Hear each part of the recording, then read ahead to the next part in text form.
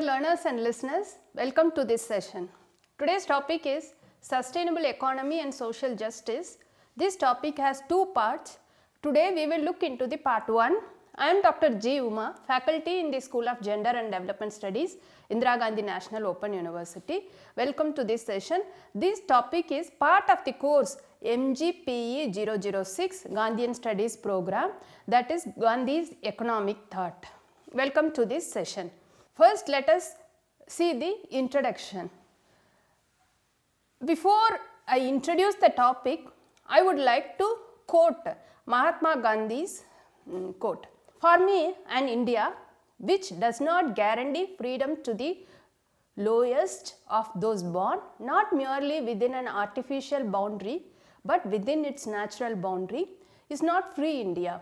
I shall strive for a constitution which will release India from all the thraldom and patronage and give her, if need be, the right to sin.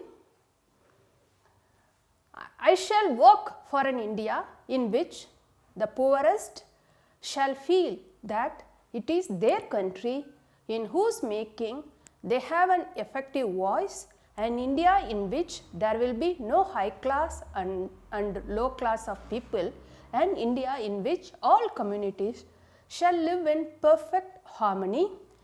Everyone must have a balanced diet, a decent house to live in, facilities for the education for one's children, and adequate medical relief. Unquote. This was said by Mahatma Gandhi.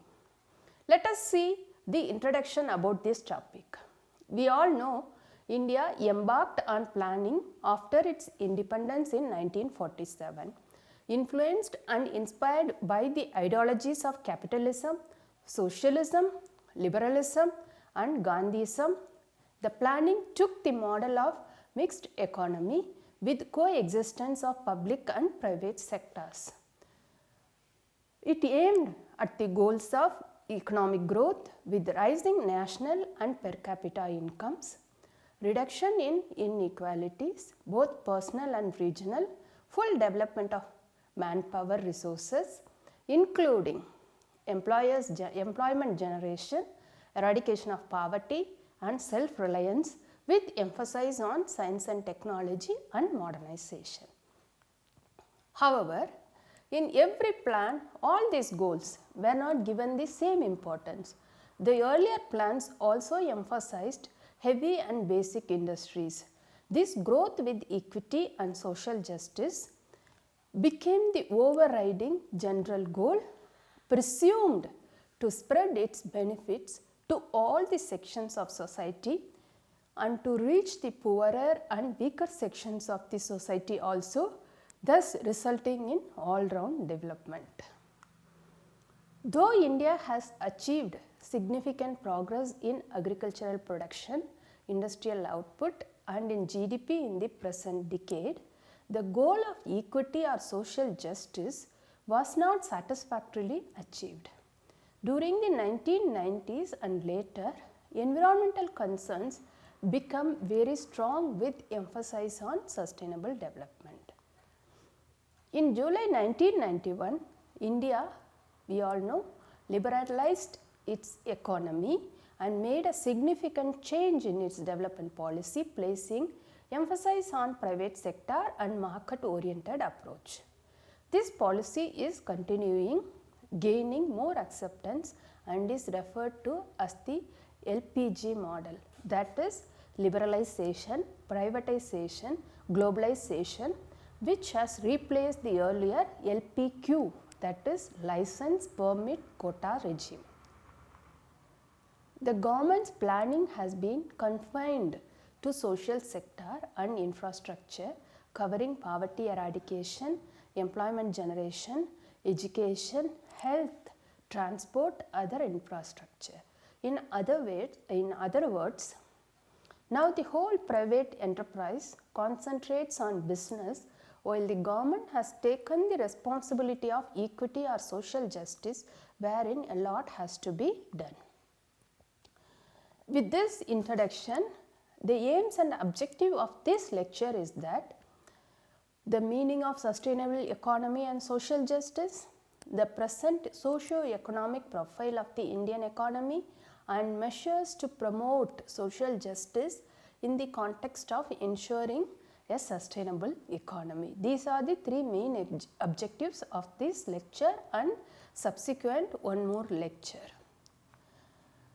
Let us see what is sustainable economy and its significance. Before we get into sustainable economy, we all must know what is sustainable development.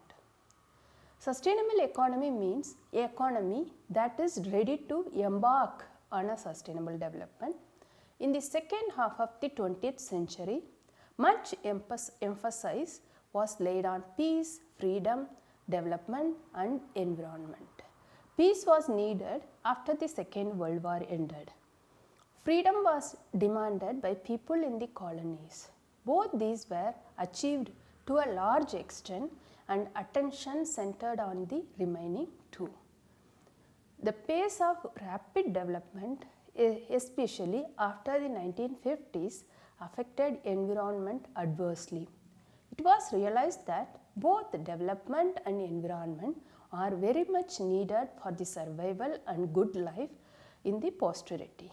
From the studies and discussions on the relationship between development and environment, the concept of sustainable development emerged. The most popular definition of sustainable development was given by the United Nations Brundtland Commission's report, which states that, quote, humanity has the ability to make the development sustainable to ensure that it will meet the needs of the present without compromising the ability of the future generations to meet their own needs, unquote. This definition stresses the resources regeneration or renewal and their optimum use for the benefit of people, society and the world community. In 2002, World Summit on Sustainable Development that was held in Johannesburg expanded this definition by adding three models used as pillars of sustainable development. Those are economic, social and environmental. The Johannesburg Declaration created, quote, a collective responsibility to advance and strengthen the interdependent and mutually reinforcing pillars of sustainable development, that is economic development, social development and environmental protection at local, national, regional and global levels, unquote. This view has been criticized as having more emphasis on economic development and, quote, such a narrow definition obscured their concerns of human development, equity and social justice, unquote. Sustainable development is also discussed in terms of what is sought to be achieved. This is discussed with reference to three sets of goals to be achieved in short term by 2015 given by the United Nations, that is medium term by 2050 given by the Board on Sustainable Development of the US National Academy of Sciences, and long term beyond 2050 given by Global Scenario Group, which assisted the board. This was written. The short term goals are reflected in the Millennium Development Goals Declaration of the United Nations in September 2000. There are 8 Millennium Development Goals. These 8 of them that cover peace, development, environment, human rights and attention on vulnerable, hungry, poor. Some of these were specific, like cutting poverty by half and achieving universal primary schooling by 2050. Medium term, as far as medium term is concerned, the short term goals and larger set of human needs would be achieved by 2050. In the long term, there would be much greater achievements for all humankind, including a rich quality of life, strong human ties and resonant connection to the nature. The sustainable development debate continues to be dynamic. Different groups of experts and different institutions have added to its various aspects with the goals of making development people oriented and environment more and more renewable, so that life of more people can be enriched. It has become a social movement for the welfare of people and for sustaining development along with environmental protection. In the present study, these aspects of social justice and equity will form a special focus with reference to India. Sustainability, let us see what is sustainability, because it's, dear learners, it is important for all of you know what is sustainable development, what is sustainability, how this entire debate about sustainability has emerged. That is very important. So, we are all discussing all these concepts and the process. Now, let us look into what is sustainability. Sustainability is a broad concept that speaks about the ability of the society to sustain itself. What does sustaining a society mean? Is it only human beings or all living creatures? Further, sustainability should be at what level? Is it at survival or subsistence level or a very high standard of life?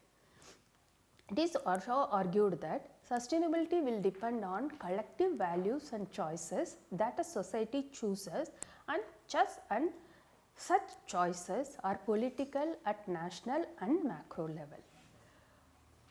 Prudi and Asadurian in 2003 point out that, quote, "It may be convenient to think about sustainability in terms of 4 dimensions: human survival, biodiversity, equity and life equality. These are 4 parts of pyramid at whose base level is human survival, which gives sustainability at the minimum level.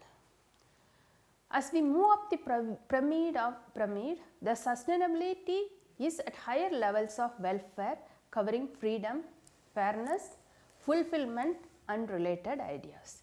It means if we want to move to higher levels of sustainability, we have to pay attention to biodiversity, social justice and equity, and ending with sustainability with the high quality of life. This study looks into sustainability with social justice and equity under given resources, levels of development and future potential. All these are dynamic concepts and values over which individuals and communities may differ. When we see that sustainability is a dynamic concept, we should note that sustainability, once achieved, has to be maintained or it can be lost. Like, I will illustrate the one case study which will give you better understanding about the sustainability. Let us see the case study, that is sustainability in Easter Island. Easter Island is a speck of land in the then Pacific Ocean, 2000 miles off the Sicilian coast. This remote place and its peoples have been studied intensely for years. For Easter Island today bears little resemblance to the islands settled by voyaging Polynesians over 15,500 years ago. The island's dramatic story tells us a great deal about sustainability. When a new arrivals beached their ocean-going canoes, they found a lushly forested place offering several valuable tree species, including large palms suitable for building timber-framed dwellings. For food, the settlers has brought chickens, that is they brought deliberately, and rats inadvertently, but the island also teemed with the edible birds, dolphins, seals and crops typical of Polynesian culture. Bananas, taro, sweet potatoes and sugarcane rounded out the settlers' diet. They thrived on the island's abundance and their numbers eventually grew to perhaps to 7,000. Some estimate that it is 20,000 by some estimates. A sophisticated hierarchical culture emerged, wealthy and organized enough to produce the island's remarkable stone statues. Hundreds of these sculptures were carved over the centuries, and more than 200, some weighing over 80 tons, were raised up raised up onto the stone pedestals. But the Easter Islanders' success triggered their undoing. Generations of harvesting trees for building, making rope and for fuel wood, and seed eating by the stowaway rats led to complete deforestation. When the Dutch explorer Jacob Roggeveen first saw Easter Island in 1722, it was shrubby grassland. The spiraling competition among clans to build and raise ever larger stone statues, which required a lot of timber for rollers and other simple machines, took a particularly heavy toll. Pollen analysis suggests that the last of the great palms were cut down in 1400. Bird nesting grounds were destroyed along with the forest. That the direct consumption drove away every native land bird species to extinction. As the trees disappeared, so did the means to build the traditional big canoes. Fish and dolphins from deeper offshore waters could no longer be harvested, and escape or migration to other islands became impossible. Firewood supplies dwindled and streams dried up, soils eroded and became less fertile. In short, the island's carrying capacity plumbed. Food surpluses disappeared, leading to cannibalism. With the surpluses went the social complexity. Eventually, the population crossed by 75 to 90% and the culture devolved. Roggeveen found perhaps in 2000 people on the island living in singular poverty. The Eastern Island example tells us what happens to sustainability if environment and resources are abused and people do not exhibit the needed concern for sustainability.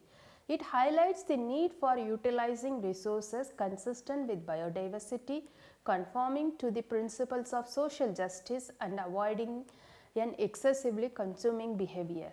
The above example, as experts say, is a potent warning offering the following 4 lessons.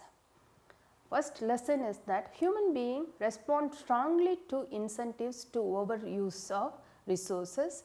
People prefer to find more resources than regulate their use and conserve existing resources. We do not pay attention when things go wrong gradually. Bounty is taken for granted without realizing that gradual overuse will wipe it off. Declining resources can undermine the very organizational structure and capacities needed to fashion the response. We can deal with short-term threats, not long-term ones. Actually, the culture, including our social organization, social learning, science and politics is our only defense against the later. The failure of Easter Island culture to understand the erosion of resources, environment and standard of living led not to its extinction but to its radical impoverishment and loss of capability to preserve itself. Thus, sustainability depends not only on resources and environment but also on how people govern themselves. It highlights the necessity of using resources in a way that can be sustained for a long term, and people participate and develop a culture of sharing resources on the principles of social justice and equity. These are the discussions as far as today is concerned. Hope you enjoyed this lecture.